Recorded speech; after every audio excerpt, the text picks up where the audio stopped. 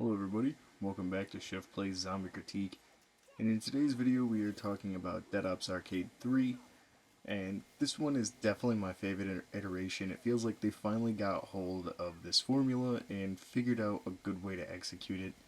Not that it hasn't been done good before, like I really like the first one, but this one is solid.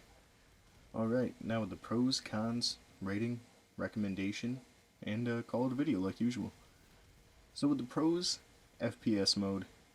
The first person mode is super dope. It definitely makes it feel more like Call of Duty than an arcade. And it runs a lot smoother in first person, I feel. But if you want that classic Dead Ops feeling, then you don't have to do that. They do have it separate. It runs super smooth. I think I saw a frame drop like once, and that's because I had like 6 chickens at once, along with some type of artillery that was coming down, and it tanked pretty rough. But as you're looking at it, it does look super nice, but you can notice here and there that it's definitely dropped a little bit from the rest of the game. Uh, Next is it feels like an adventure, especially once you hit this area here called the Wild. It kind of just lets you go on your own and decide what you're doing, whether you're running right to the next level or you're going to do the side objectives it has. Like it has dungeons, it has little side games, some that I'm still finding, which is crazy. Like I ran into one while recording this that's like a side scroller like Mario that didn't even know was in there. So, next is the mini bosses. They are in abundance here, and they are not afraid to pile them on.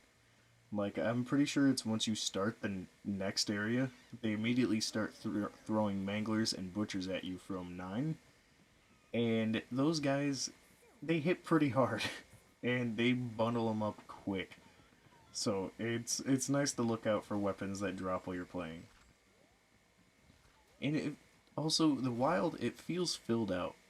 Like, there's chests everywhere, there's enemy drops everywhere, there's little dungeons and side missions and little quests and stuff all over the place, and it doesn't really feel like you're ever running around aimlessly.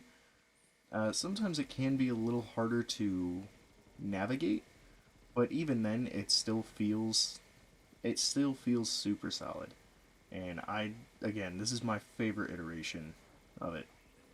Now with the cons, I only have 2 of them here, uh, but we have so many of these maps are small and feel small in comparison to the ones that we got on like Dead Ops 2 and Dead Ops 1. Like right out the gate, like this map isn't terrible, but the one right after it is super small. The one after that is super small. The one after that is super small. And it feels like they were really trying to box you in with this one, which for better or worse, but I personally don't like that. I do like the first map, which is like a little more open, but that one also tends to feel like it's a tutorial and like a holding your hand into what's about to happen. Like this map, although it doesn't look super small, gets crowded so fast. And speaking of which, is the spawns in the map. There's 5 of them in this map alone, and which can make it tough because any type of enemy can come out of any spawn.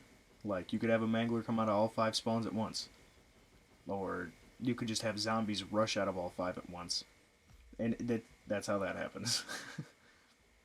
But yeah, I really like this one.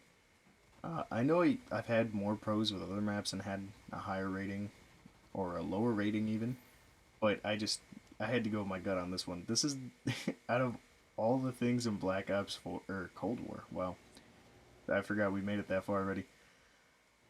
This was one of the things in this game I was looking forward to talking about the most. I remember me and my buddy grinded out like 3 hours in this, but because of the wild and the side missions and the little objectives and stuff, we didn't even beat it in that time. And we were moving pretty steady. We got really far, but we did not manage to beat it. But yeah, rating wise, I'm giving this one a 9. It's so much fun. And recommendation wise, obviously, if you have Cold War and you haven't played this in a while, or you haven't played it at all, it's definitely worth a go. The first person perspective might not be for you. You might prefer the overhead. Either one's fine. I just personally prefer the first person one. But this is definitely a mode worth giving attention to and worth giving a shot, because it is a ton of fun once you get started. And then you get down and you're like, man, I know I could have done better here or there, so I guess I'll give it another try. Because all things considered, it doesn't really take super long for some rounds. Like, if you end up with like a powerful weapon, you can end a higher round in like a minute. But if they don't drop anything except for like teddy bears and monkeys, then it could take like 4 to 5 minutes. So yeah, I hope you enjoyed. Hope you're having a good day. If you're watching early on, have a good rest of your day.